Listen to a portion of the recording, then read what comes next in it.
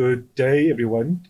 Thank you for joining us for the second episode of a series of CDH's Hydrogen podcast.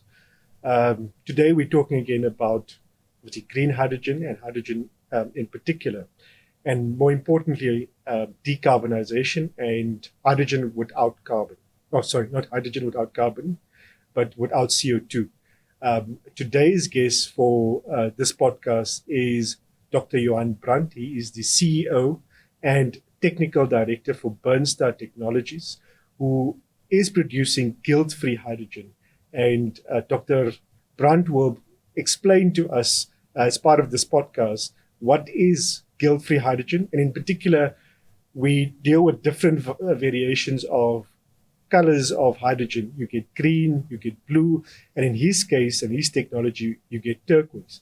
So I want to say thank you, Dr. Brand, for joining us for this podcast, and I know it will be insightful. Maybe one thing before you do your introduction is, last week, Friday, I also had the pleasure, and thank you for the invitation, of attending the launch of BurnStar Technologies' hydrogen unit, production unit, and it really demonstrated it is a reality and it is happening, and it's a fantastic technology. So, Dr. Brand, maybe a few introductions from your side. Thank you, Jackwell. Guilt-free hydrogen came about, and it's a trademark I've made on this technology because of the color schemes that you find in literature today, and the confusion around what is the color of hydrogen. So being a gas, it has no color, and you can't dye it a different color. The color normally comes from the process that is used to produce the hydrogen. So everybody's familiar with green hydrogen, where hydrogen is made from green electricity into electrolysis process, where water is split into oxygen and hydrogen, and that's the one everybody is focusing on. But 95% of the world's hydrogen is actually made from pyrolysis processes that's quite old. And pyrolysis is when hydrocarbons, that is something that contains both carbon and hydrogen, is split apart, and you get carbon and hydrogen apart. So the biggest process in the world for this usually is steam methane reforming. But unfortunately, this process, which is 90% of the market in the world, produces CO₂. It's a byproduct. So for every ton of hydrogen you make, you produce between 11 and 19 tons of CO₂, which is harmful to the atmosphere. So in our case, we do what is called turquoise hydrogen, and this is basically, we split it as well, but with a very new technology, which is called the liquid metal bubble column reactor. And inside this reactor, which is basically a big pot of, imagine a pot on a stove, but inside, instead of water boiling, we have a low melting point liquid metal with some catalyst dissolved into this metal. And when we bubble hydrocarbon gases through this, the catalyst rips apart the carbon and the hydrogen. And because there's nothing else but carbon and hydrogen in there, we make only two products out of this. The one is hydrogen gas, which we call guilt-free hydrogen, and the others is, of course, solid carbon graphite, which then floats on top of this liquid metal. We collect it off there, and this graphene product can be used as fertilizer in the open market. So for your viewers that don't know, about 20% of the compost you buy from your local nursery is usually made from carbon, made from charcoal, the byproducts of charcoal, and this carbon can be replaced with our carbon going back into the soil in soil amelioration, and is used as fertilizer daily all over the world. So we have this great product that instead of making CO₂, we are making a solid carbon that is useful for the environment. And that definitely speaks to the decarbonization of heavy industries, because of the part of South Africa and the global commitment is decarbonization, in particular of heavy industries using extensive fossil fuels. So, but from a cost perspective, so I think in some of your statements you've also made publicly, it's the cost of production is significantly less than when you use electrolysis. So maybe if you can explain that also, and the input in terms of in this instance, you are using still a fossil fuel. That's correct. So the world has 3 types of fossil fuels it's using today. So about 90% of all our energy comes from either oil, or coal or natural gas. And what our process does, it takes that natural gas portion of it, which is a $200 trillion market every year in the world, and it decarbonizes that into hydrogen and carbon directly. So we get back to, we're taking a fossil fuel, and even in South Africa, where we get our natural gas from Mozambique gas or from LPG gas that people use in their braais every day or in cooking at home, we can take that gas and decarbonize it into its hydrogen portion and its carbon portion. And to get back to your first statement around cost, is even with that, the high cost of gas in South Africa, which is about 10 times higher than in the USA today, for instance, we are still in the $5 to $10 a kilogram market for this. So even if we do use these gases in South Africa, we outperform green hydrogen from electrolysis in all aspects. They're significantly less expensive. 8 times, I think you said. Up to 8 times, yes. Times. If you Google today, you'll find that hydrogen in a place like California is around $36 a kilogram. And when we're talking about $5 here in South Africa, we outperform most other countries in this. And then also, just to put it into perspective, you visited our demonstration unit last week. And that unit is sized to fill about 500 to 700 bottles of hydrogen a month. And even as small as this unit is, it can decarbonize the Gauteng supply completely with bottled hydrogen. And then also our product is very scalable and modular. So we can also go from the small size where we do just bottled hydrogen all the way up to cement industries, steel, green manufacturing of green steel, and as well as petroleum products like sustainable aviation fuel and methanol can be made from our cost-effective hydrogen. And in terms of, there's always a question about bankability, and we'll talk about permitting. So who do you see as your customers it's more local based now, but do you also look at it more from an export perspective? So for now, we are looking for customers all over South Africa. Our modular unit comes in a container. All you need to add to it is the gas supply and some electricity. And from then on, we produce hydrogen on demand. So we try and move away from where we produce hydrogen, compress it, store it into large containers or heavy metal containers, and then transport it to the customer. In our case, we have supply agreements with several gas supply companies that can supply us with LNG or with compressed natural gas or with LPG gas or even biomethane in some cases. So we bring the natural gas to the customer and we produce the hydrogen on site. People might not know, but it's notoriously difficult to compress and store and transport hydrogen. It's not an easy product to do. And whereas you always find gas pipelines in most industrial countries, and you can always, if you connect, if our customer already has that, we take that gas and decarbonize it for him on site as and when he's requiring it. And from a feedstock perspective, you've mentioned the natural gas, you've mentioned Mozambique. So in the country, there's the discussion around the gas cliff. So for long-term sustainable supply of turquoise hydrogen, using your technology, is it flexible? Let's say. Of course, it's flexible. So any one of those gases can decarbonize in the technology. But also our suppliers have direct agreements to bring in LNG from Mozambique. So irrespective if somebody is facing the gas cliff today, that supply is already available. They're also signing up on a deal in Botswana to bring in LNG from that side.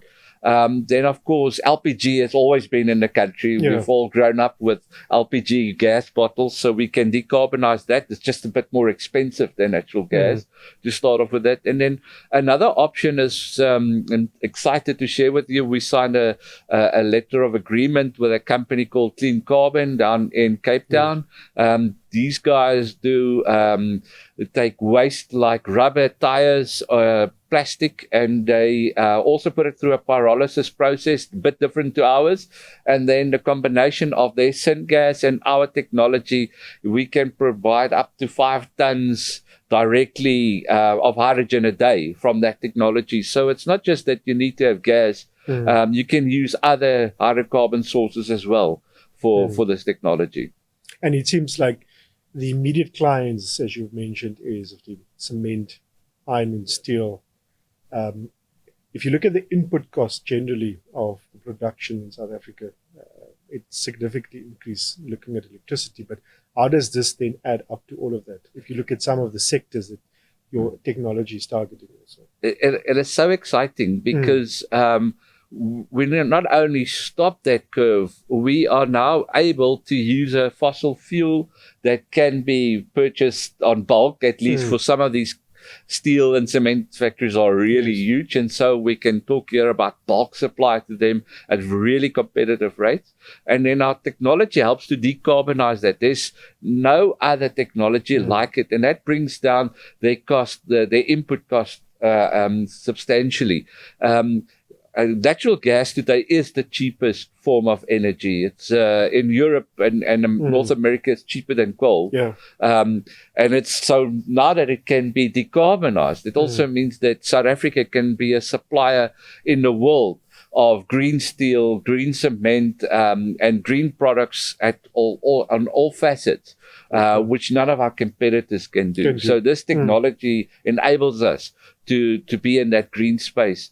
Maybe just on that, there's the CBAM tax that Europe is going to place on South Africa. I think it's starting in a year or so from now.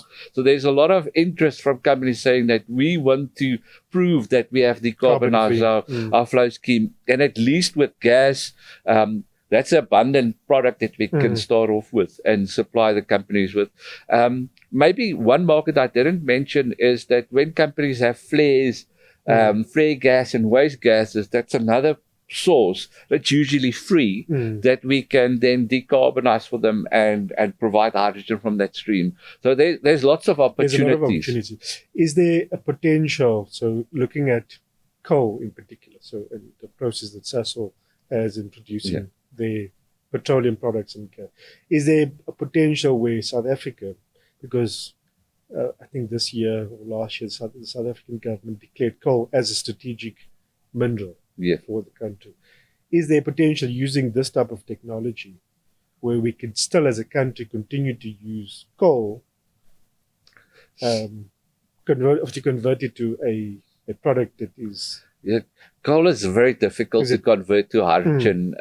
Coal is almost all carbon and no hydrogen, whereas the natural gas contains a lot of methane, usually about 90 to 95% of methane. And methane's chemical formula is CH4, meaning there's for every carbon you have 4 hydrogen atoms in this, wherein coal is the opposite. It's almost all carbon and no hydrogen. So to use it on coal itself is not going to work well. So in this case, it is more like more useful for Sasol already started importing the gas in the past, and it's more useful to decarbonize the natural gas and other waste products like tires and plastics, and it contains a lot of hydrogen into the hydrogen products scheme than to try and do it with coal.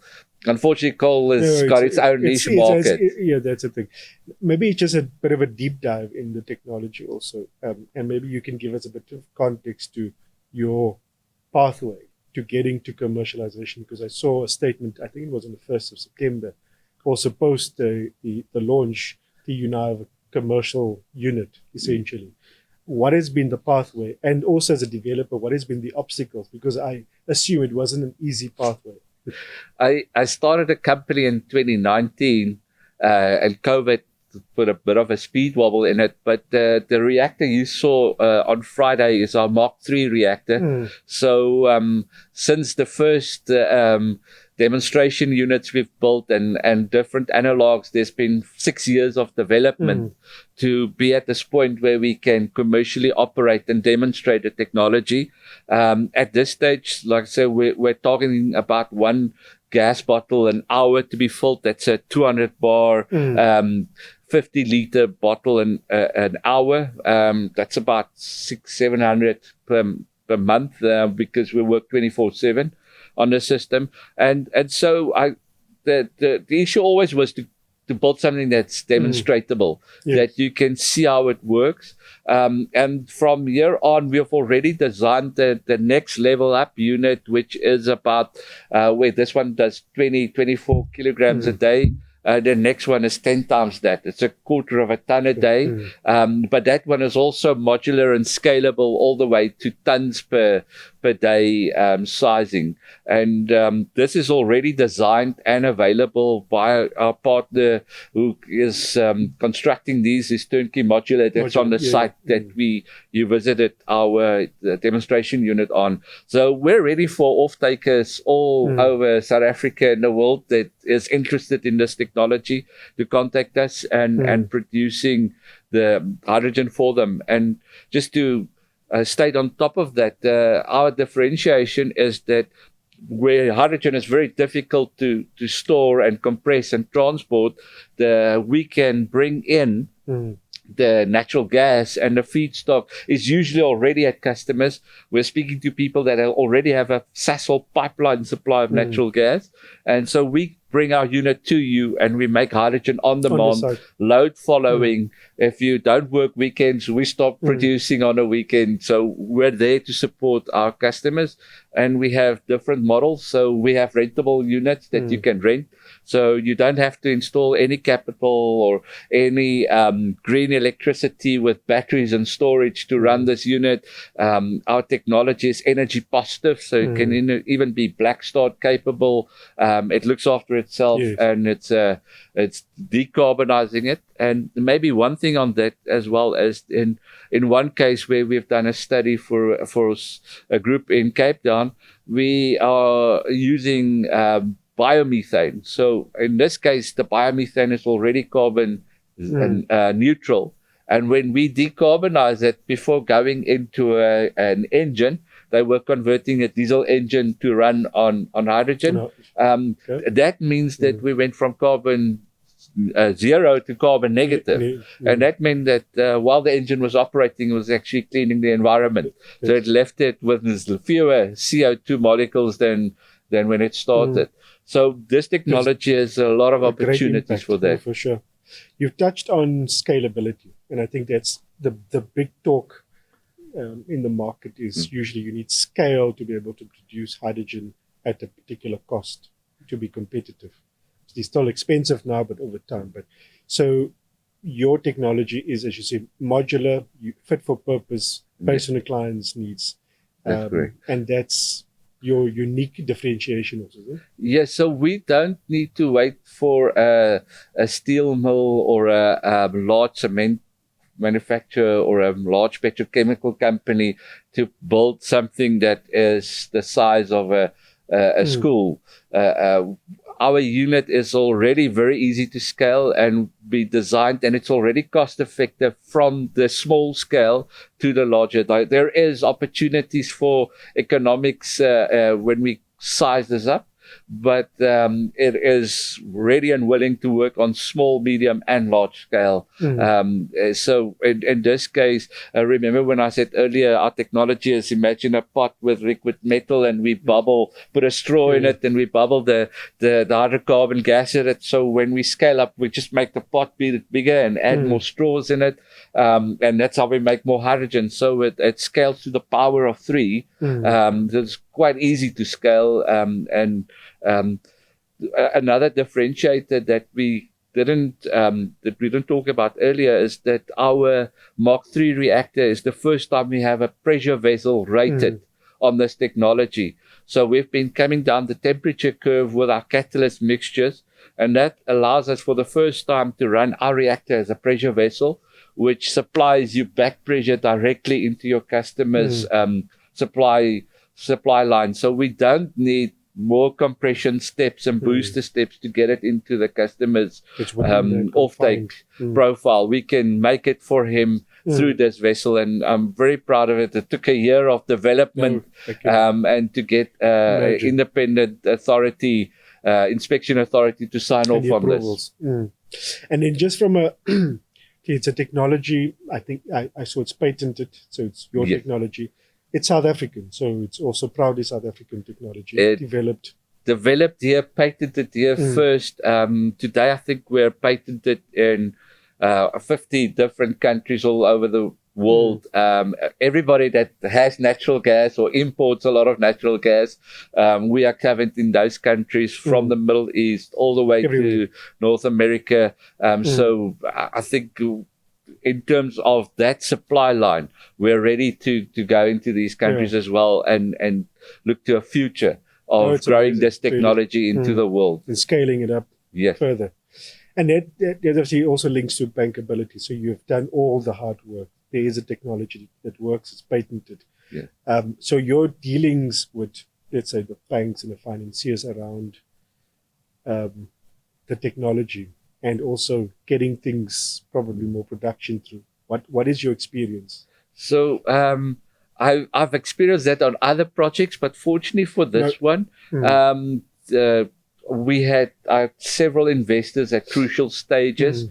In the last stage, Savant in Cape Town with their incubation fund, as well as Sibanye Stillwater, did some seed funding 2.5 years ago, and that helped us to produce this unit for now. And then probably our next round from here on is to look for the next round of funding, especially with offtake. So we want to combine that with offtake. So up to now, we hadn't had to rely on the banks as much. That's good. I find it notoriously difficult. I have spoken to the usual suspects, the development corporations, the African Bank, and all these. But when you're this early in a process that has no equivalence anywhere else, the risk profile for them is high. And so we had to get to this point where we can demonstrate it, where people can come and visit like you did, and hear it working, see it working, see the carbon being produced, and see it handled. And so we had to do that internally. But thankfully it all worked out. I should say that I have a lot of holes in my foot where I shot myself, and lessons learned. Our Mark II reactor, we cut in half after we loosed it the last time, just to have it done metallurgical studies on it, just to learn from this. So a lot of the technology is with the things you don't see, it's in the metallurgical aspects of this technology. So from the outside, it looks like a container, and there's things bubbling in there, but there's a lot that goes into that, and having it being done efficiently. Yeah, and that's the thing. So once you sign so you've gone through the process, you have the commercially viable technology, opportunity, and the offtake agreements, or at least the agreements with your end customers, whether it's the steel companies or other end consumers. That's the bankability ultimately. That will get you the money from the banks or other funders. We'll look at debt and equity funding for each project as it rolls out in the future. And I'm excited that on our open day, there were several companies there that are very interested and have been talking to us. I think another differentiator for us is that we're the only technology, as far as I know, that makes that does 100% conversion of the hydrocarbon gases into hydrogen and carbon. So what that means is when we produce hydrogen, there is no trace elements of methane left in it or any other long chain hydrocarbons. And that is a big success story. A lot of our competitors in the open market still only gets between 60 and 80% conversion, which means that they have to take the end product and then filter out everything that's not hydrogen and rerun it through recompress it, rebubble it through their reactors. And we've got 100% conversion factor in that. So we are able to supply our partners with pure hydrogen from this process. And I think maybe one last technical question probably from me is, so there's blue hydrogen. And my understanding is that's also a sequestration process of gas and it'll producing the hydrogen. What is the difference? Because I know a lot of the big oil majors and the processes they use, or some of them use that to create or produce blue hydrogen.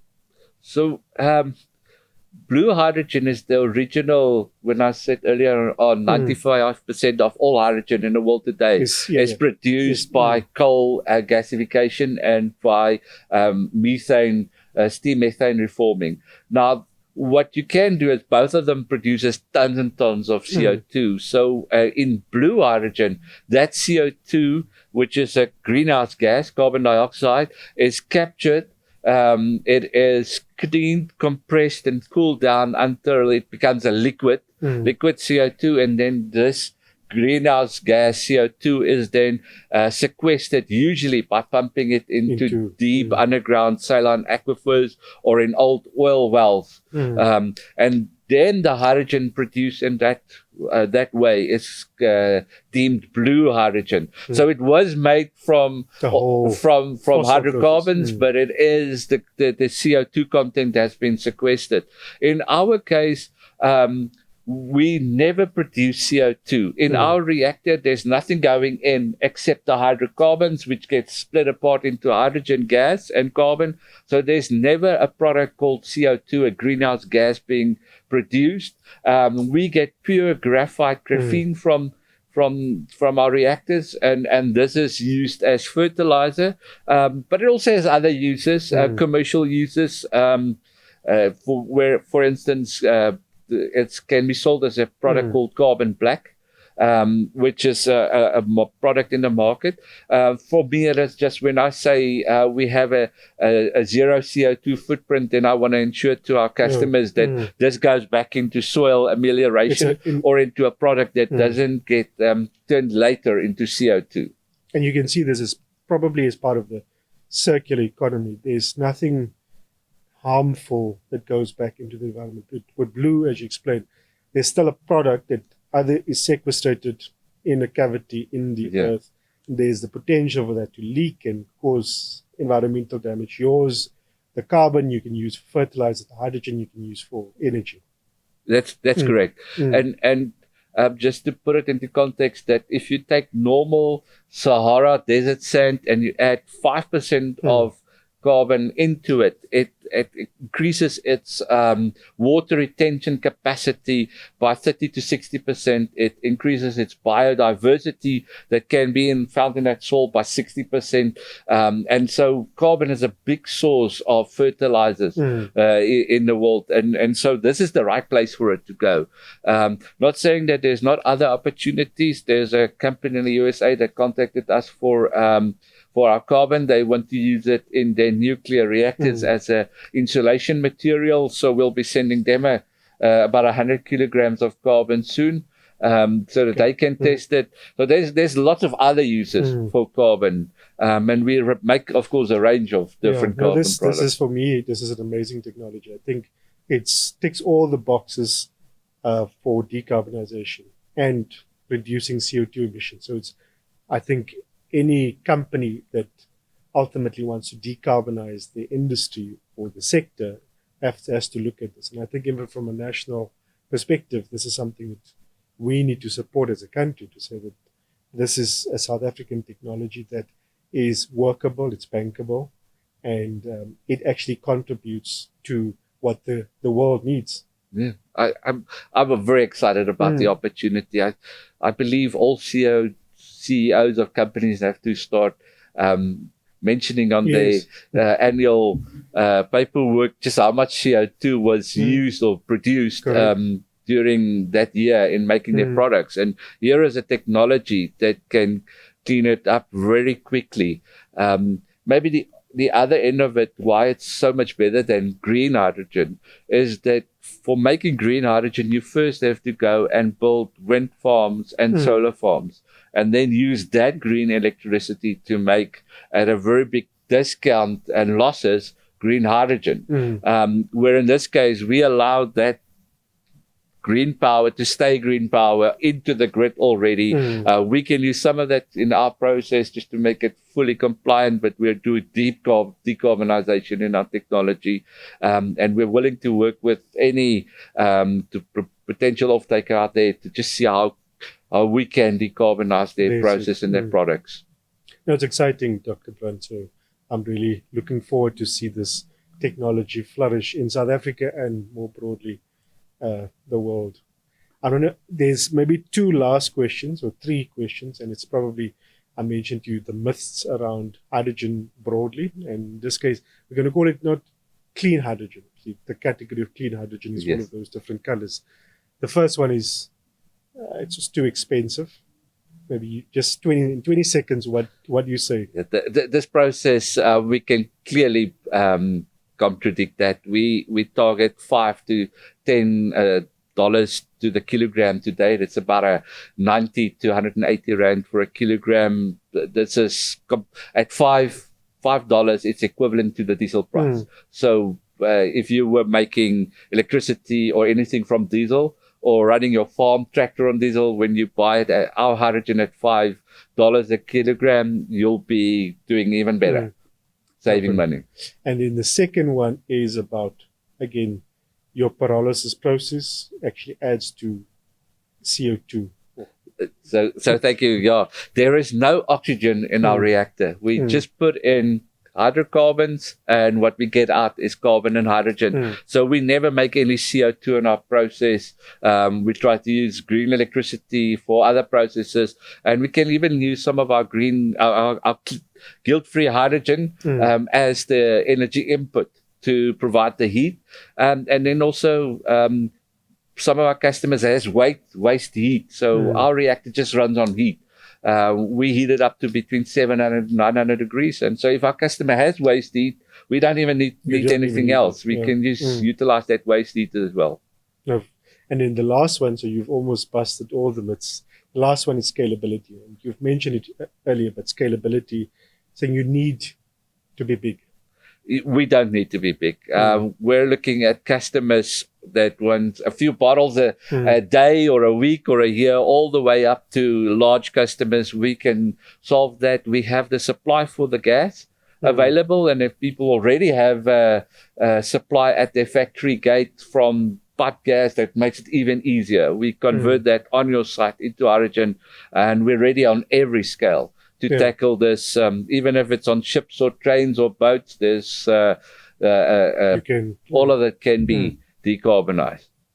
Yeah, no, I think it's been an interesting discussion on the technology and what you've been doing for the past 6 years and what you've achieved. So I'm not sure if you have any final words to the audience and the listeners on the technology. Yeah, remember the name guilt-free hydrogen. If you buy any other product, you're probably guilty of polluting the environment. This is the one product that you should be investing and using in your business. Yeah. And thank you so much for inviting me for today. No, thank you, Dr. Brand. I think it was really an interesting discussion unpacking turquoise hydrogen, guilt-free hydrogen. So South African technology developed here, patented here, by Dr. Brand and his team. So I think if you look at decarbonization of sectors and industries, this is probably one of the technologies that is where industry should be looking at and should be investing in, to ensure that we ultimately, not just as sectors, but as a country and globally, achieve our CO₂ commitments to reduce CO₂ emissions, because it's a technology ultimately that produces energy without the CO₂. So thank you to the listeners. Hopefully you found this insightful. The views and information expressed are those of the contributors at the time of publication and do not necessarily present those of the firm. All content is provided for general purposes only and does not constitute legal advice. We make no representations, warranties, or guarantees, whether expressed or implied, that the content on our podcast is accurate, complete, up-to-date, or reflects the current law. We accept no responsibility for any loss or damage, whether direct or consequential, arising from reliance on the information which is presented here.